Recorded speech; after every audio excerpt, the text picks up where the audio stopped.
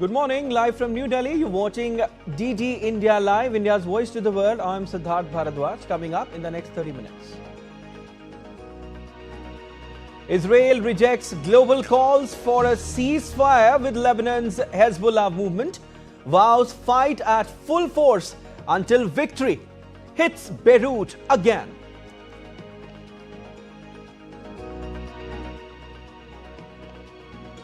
India's External Affairs Minister attends BRICS Foreign Ministers meeting on the sidelines of UNGA, emphasizes BRICS' role in global multipolarity and diversity.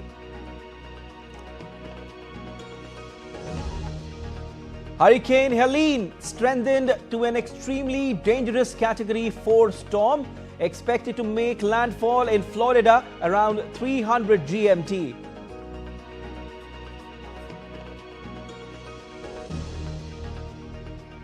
In sports, India poised to maintain upper hand against Bangladesh when it will face them in the second test in Kanpur.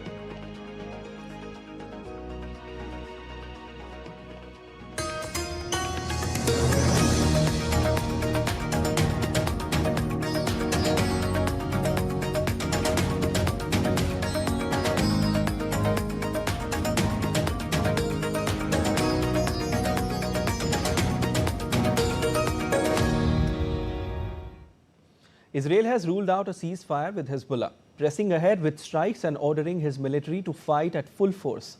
Israeli Prime Minister Benjamin Netanyahu said that Israel will keep hitting Lebanon's Hezbollah with full force until residents in the north of Israel can go back to their homes safely. Despite Israel's stance, the US and France have sought to keep prospects alive for an immediate 21-day truce they proposed earlier on Wednesday, and said negotiations continued, including on the sidelines of United Nations meeting in New York. Earlier, Israel said a Hezbollah Air Force commander had been killed in an airstrike on Beirut. Mohammad Surur, the head of one of Hezbollah's Air Force units, was killed in this strike on a populated area of Beirut's southern suburbs. There have been a number of such strikes this week alongside more than 1,000 others around the country.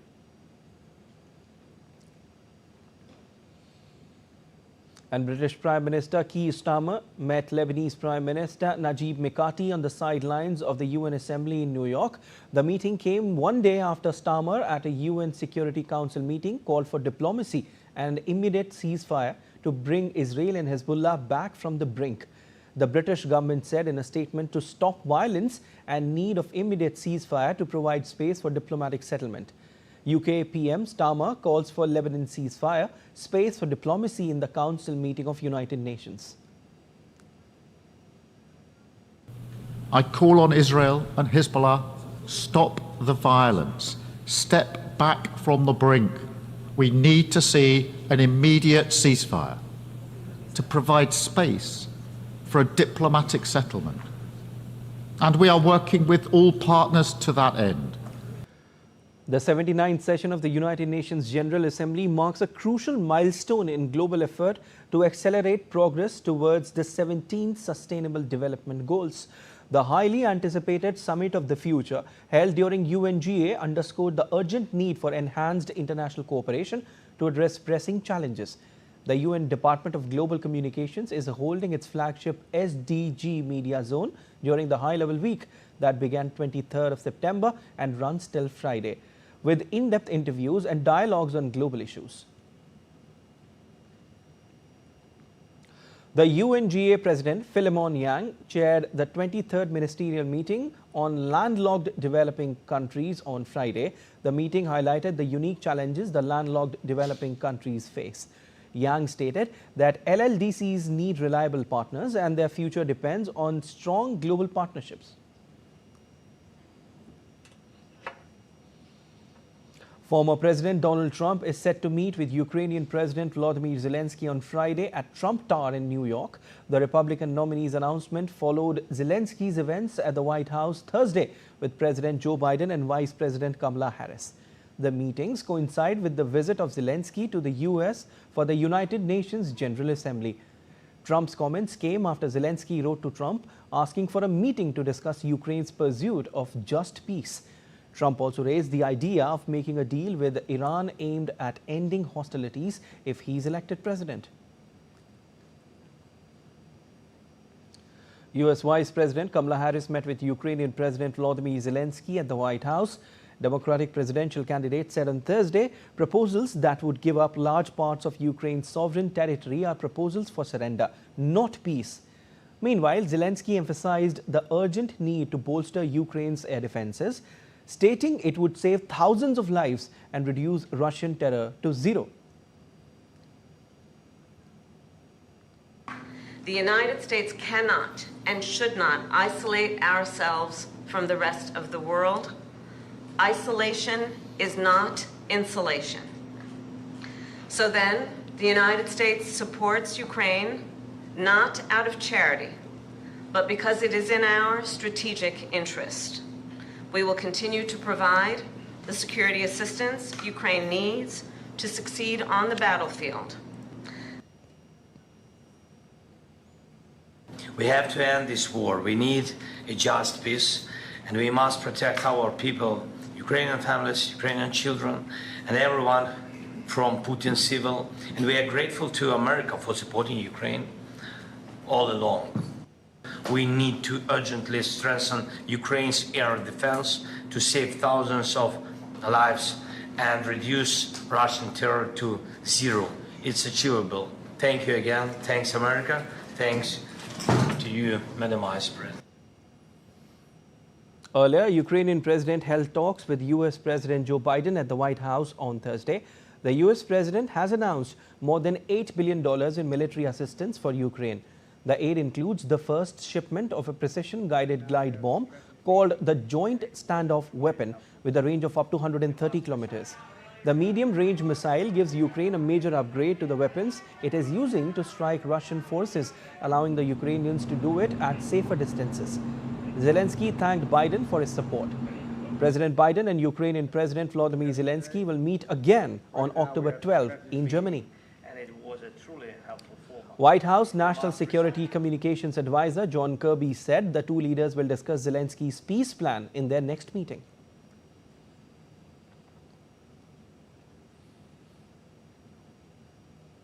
U.S. President Joe Biden and Vice President Kamala Harris have introduced new executive actions aimed at addressing gun violence in the United States. During a White House event, Biden signed an executive order focused on reducing the psychological impact of active shooter drills in schools and addressing the increased use of 3D printed devices that convert guns into automatic weapons. The announcement marks the one-year anniversary of the White House Office of Gun Violence Prevention, which Harris leads. A task force has been created to assess these threats, with a report expected within 90 days. In addition to focusing on gun violence in schools, the executive actions aim to improve how schools conduct active shooter drills. Biden has instructed to create guidelines that help schools conduct these drills in a way that minimizes trauma for students and staff. Combating emerging. The governing party of outgoing Japanese Prime Minister Fumio Kishida holds a key vote Friday that will establish a new national leader. Polls suggest three candidates have the edge in a record 9-strong field, which is ex-environment minister and heir to political dynasty Shinjiro Koizumi, economic security minister Sane Takaichi, and former defense minister Shigeru Ishiba. If no candidate secures a simple majority, a runoff poll follows between the two candidates with the most votes. Whoever is chosen must quell anger at home over rising living costs and navigate a volatile security environment in East Asia. The scramble to replace Kishida was sparked in August when he announced his intention to step down over a series of scandals that plunged the Liberal Democratic Party's ratings to record lows. The LDP must hold a general election by October 2025. And now, the head of Sudan's paramilitary rapid support forces say that the faction remained ready to implement a nationwide ceasefire in its prolonged conflict with the army and allow for the delivery of humanitarian aid. In an address to the UN General Assembly in New York, Sudanese Army Chief Abdel Fattah al-Burhan accuses countries in the region of providing the paramilitary rapid support forces with funding and mercenaries for their own political and economic benefit. ودولته. Countless crimes have been committed: ethnic cleansing, forced displacement, and genocide. All of this has been committed by the Rapid Support Forces, the RSF, which should be considered a terrorist group. The militia is continuing to perpetrate crimes, and it is the most unfortunate that it is receiving the support of some countries in the region, countries which are providing funding and mercenaries for their own political and economic benefit, in flagrant violation of law and international will. States which are providing funding. U.S. prosecutors on Thursday charged New York City Mayor Eric Adams on accepting illegal campaign contributions and luxury travel from Turkish nationals seeking to influence him, capping an investigation that has sent the largest U.S. city's government into turmoil. In a 57-page indictment, alleges the mayor accepted illegal campaign donations, including those from Turkish businessmen in exchange for political favors. Mayor Adams accused of being engaged in a long-running conspiracy in which he solicited and knowingly accepted illegal campaign contributions from foreign donors and corporations. Weather updates now. Hurricane Helene strengthened into a Category 4 storm ahead of its expected landfall on Florida's northwest coast. Forecasters warned that the enormous system could create a nightmare storm surge and bring dangerous winds and rain across much of the southeastern U.S. Tens of thousands of people were without power and roads were already flooded ahead of what is expected to be one of the largest Gulf of Mexico storms in decades. Florida Governor Ron DeSantis said landfall could happen between the Wakulla-Jefferson County line and Taylor County in the state's Big Bend region. A state of emergency has been declared in 61 of Florida's 67 counties, and several are under evacuation orders. The storm is going to make landfall this evening. It will likely be dark by the time the storm passes. Do not try to do any work in the dark. You don't know what hazards are out there. There's going to be debris. There's going to potentially, in some parts, there's going to be standing water. That is difficult to navigate as it is, but to be doing that in the dark of night is hazardous. The sun's going to come out. You're going to have time to take stock of this. You're going to have time to do what you need to do. The governors of Georgia, Alabama, the Carolinas and Virginia have also declared emergencies in their states. National Hurricane Center said that after landfall, Helene is expected to turn northwestward and slow down over the Tennessee Valley on Friday and Saturday. Meanwhile, Georgia Governor Brian Kemp warned that Hurricane Helene could be deadly and can cause landslides. We've declared a state of emergency, as you know, for all 159 counties on Tuesday, giving emergency management teams plenty of time to prepare and also deployed resources where needed ahead of this storm. This is a big storm. It is going to affect our entire state. We feel certain we're going to be having to remove debris and clear roads statewide. So instead of deploying a bunch of resources to one part of the state like we normally would do before a storm, we're expecting to have to deal with debris fields in all parts of the state. Hurricane John strengthened once again on Thursday as it hurled rain at Mexico's southwestern coast, dotted with ports and tourist hotspots. John was hurling rain across the Mexican state of Guerrero after already hitting the state earlier in the week in a strike that uprooted trees, knocked out power to tens of thousands, and triggered deadly landslides that crushed houses. Members of the Public Security Secretariat of Guerrero in southwestern Mexico stepped in to assist citizens affected by the impact of Hurricane John.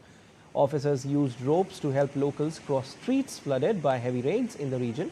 Authorities also urged residents to take all precautions a day after a rising tide battered beachfront restaurant in Acapulco.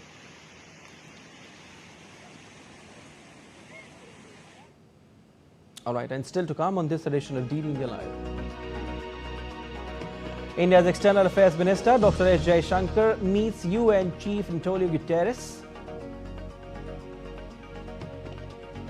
India's Defence Research and Development Organization is participating in the 5th edition of the Asian Defence and Security Exhibition 2024. Campaigning underway in full swing in Union Territory of Jammu and Kashmir for the third and final phase of assembly polls.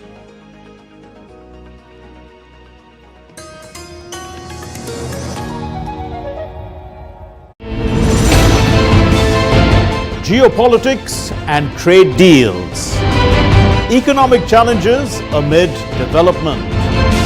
Hard work and the path to prosperity. It's the economy always. Between walkers, money is what money does and says. Supply creates its own demand. Between the bulls pulls and bears tears. When supply chains globalization and India rises to the podium. We'll get you centered with the economic brief at 8 p.m. every Thursday on DD India.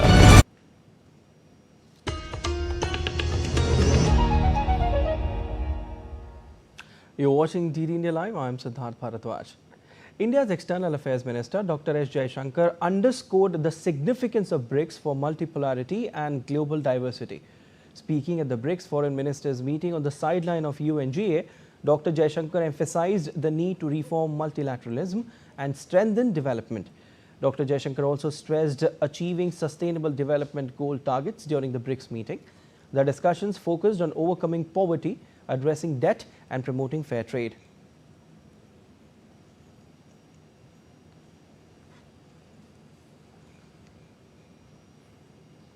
Ministers of the IPSA group made up of India, Brazil and South Africa held a meeting in New York on Thursday and consulted on Security Council reforms as it acquire greater urgency.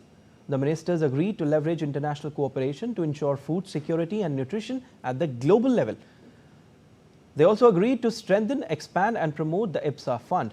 During the meeting, the minister also condemned terrorism in all its forms and manifestations. The leaders reaffirmed that the fight against terrorism must be carried out with full respect for international law, in particular, the Charter of the United Nations and international human rights law.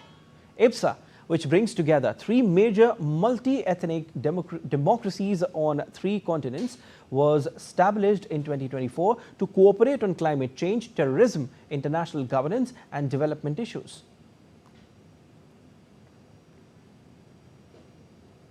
India's External Affairs Minister S. Jaishankar on Thursday met United Nations Secretary General Antonio Guterres. During the meeting, the talks focused on the Pact for the Future, reforming multilateralism, artificial intelligence, climate action and concerns in West Asia and Ukraine. Dr. S. Jaishankar also met with the new president of the UNGA, Philemon Yang, on the sidelines of the UNGA and reaffirmed India's commitment to the recently adopted Summit of the Future Pact. Sharing a post on social media, Dr. Jaishankar wrote, and I quote, "Pleased to meet new UNGA President Philemon Yang in New York, assured him of India's full support to his vision of unity and diversity, peace, human sustainability and dignity for everyone, everywhere." And India's Defence Research and Development Organization is participating in the 5th edition of the Asian Defence and Security Exhibition 2024. The 3-day exhibition of air, sea and land technologies is being held at the World Trade Center, Metro Manila in Philippines. EDAS 2024 is a premier expo for manufacturers, distributors or agents in the defense, security or disaster management industries to showcase the world's most advanced technologies, systems, hardware and electronic warfare.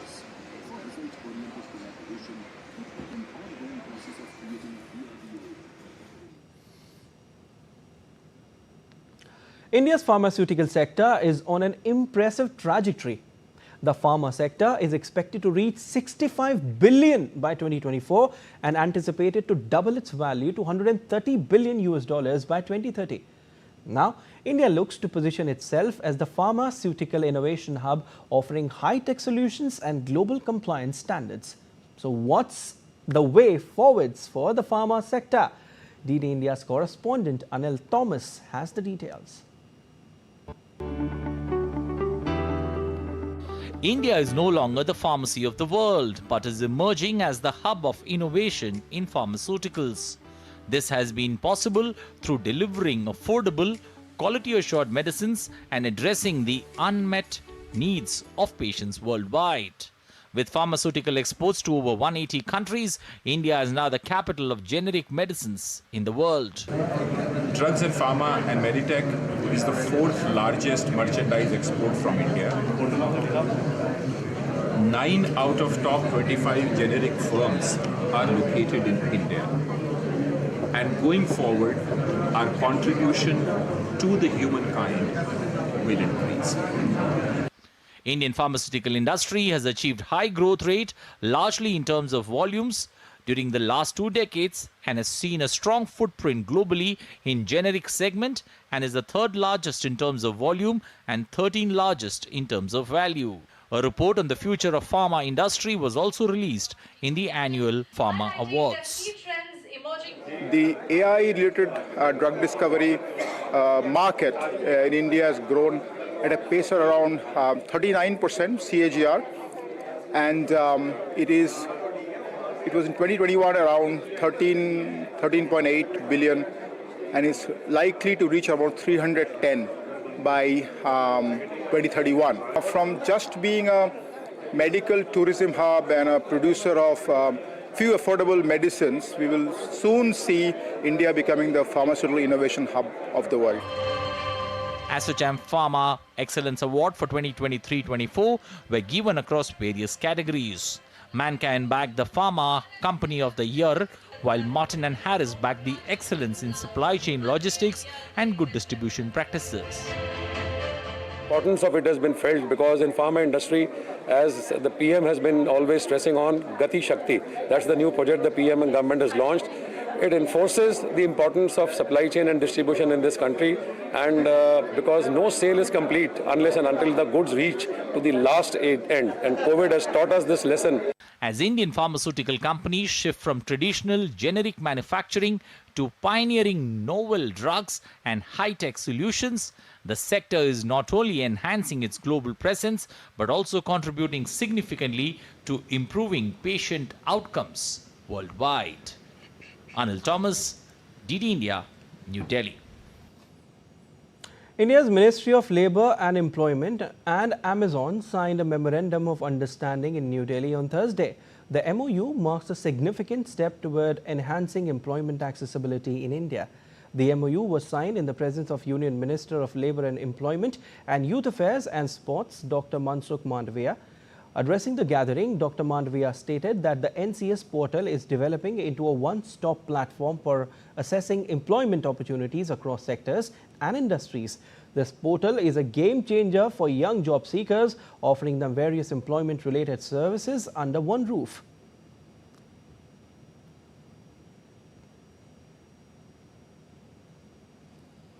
And a team from Election Commission of India led by Chief Election Commissioner Rajiv Kumar arrived at Mumbai to assess the preparations for the upcoming election in western state of Maharashtra. The visit comes as political activity ramps up in the state with a focus on ensuring free, fair and transparent elections in 288 assembly constituencies. During their visit, the 14-member team will hold a series of meetings with key stakeholders. The primary objective of the visit is to review the overall readiness, which includes a comprehensive evaluation of the electoral rolls, polling station arrangements, security measures, and the implementation of voter outreach programs. And campaigning is underway in full swing in Union Territory of Jammu and Kashmir for the third and final phase of assembly polls. 11 assembly constituencies of District Jammu are all set for polls, with over 12 lakh voters going to exercise their right to franchise on October 1st. Polling for the first two phases was held on September 18 and 26 respectively. The counting of votes will be held on October 8. On to business news now. World Bank has expressed commitment with supporting Sri Lanka's economic recovery and development. In a letter addressed to Sri Lanka's newly elected president, Anura Kumara Dissanayake, the World Bank recognized that the country's economic reset requires the state's continued attention and added that opportunities for growth, prosperity and development are equally significant. Earlier this week, Managing Director of the International Monetary Fund, Kristalina Georgieva, said that the IMF is looking forward to working with Sri Lanka's newly elected president. President Disanaike had said that his government will initiate discussions with the IMF immediately to take forward the ongoing program and conclude a deal with its external creditors for debt relief.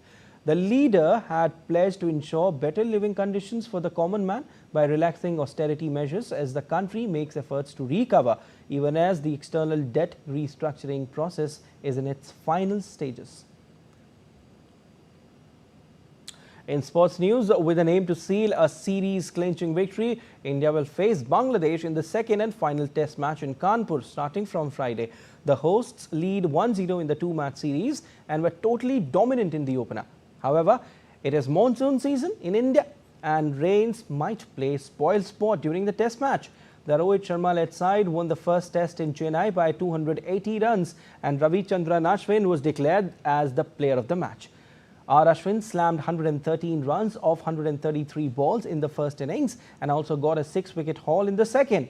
Other positives for India were Ravindra Jadeja, who scored 124 ball 86-run knock in the first innings, and Jasprit Bumrah, who got a 4-wicket haul in the first innings and another dismissal in the second. That's all for this edition of DD India Live, but let us know your thoughts on the news of the day. For those on the go, you can get all the latest news and updates from India and across the world on DD India mobile app. The app is available on both Android and iOS platforms. You can scan the QR code on the screen to download now. We'll be back with more news as it breaks here on DD India. I'm Prasar Bharati from all of us here in Delhi. Thanks for watching DD India Live.